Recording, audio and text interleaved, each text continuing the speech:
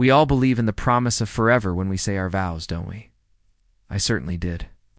My wife Sarah and I had built what I thought was a perfect life. We had 2 wonderful kids, a cozy home, and a love story that our friends envied. We were that couple, the one everyone looked up to. But one evening, a single text message on her phone left open on the counter by mistake shattered that entire reality. It wasn't for me. It was from a man I didn't know, filled with words and promises that were once reserved for me. My world just stopped. Every memory, every laugh, every shared dream suddenly felt tainted.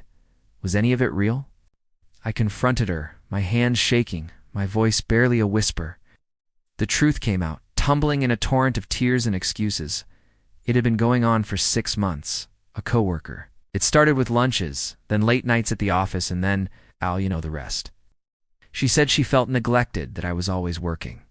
She painted a picture of a lonely wife seeking comfort, while I saw a betrayal that cut deeper than any knife. The days that followed were a blur of silent dinners and whispered arguments behind closed doors, trying to shield the kids from the storm that had engulfed their parents. The house, once filled with laughter, was now thick with tension.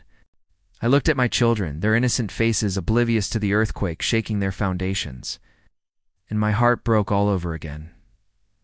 How could our forever have crumbled so easily? Is there any way to rebuild from these ruins? Spent sleepless nights staring at the ceiling, questioning everything I thought I knew about love, trust, and my own marriage.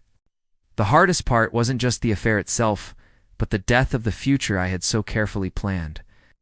The family vacations we'd never take, the anniversaries we'd never celebrate.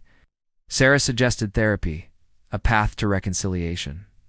A part of me screamed no, that the trust was irreparably broken. But another part, a smaller, quieter part, looked at our family photos on the wall and wondered if there was a flicker of hope left. Could we find a new path forward, not back to what we were, but to something different, something stronger? Deciding what to do felt like standing at the edge of a cliff. Do I jump into the unknown of a life without her, or do I try to climb back up the treacherous mountain of rebuilding trust? This wasn't just my story. It was our family's story now.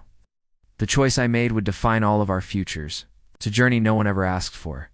A painful lesson that sometimes the deepest wounds come from the ones you love the most.